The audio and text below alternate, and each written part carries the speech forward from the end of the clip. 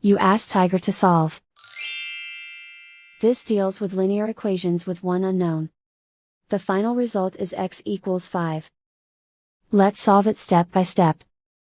Group all x terms on the left side of the equation. Subtract 7x from both sides. Simplify the arithmetic. Group like terms. Simplify the arithmetic. Isolate the x. Divide both sides by 2. Simplify the fraction.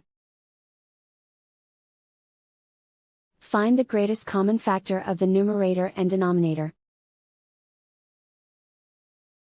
Factor out and cancel the greatest common factor. And so the final result is x equals 5.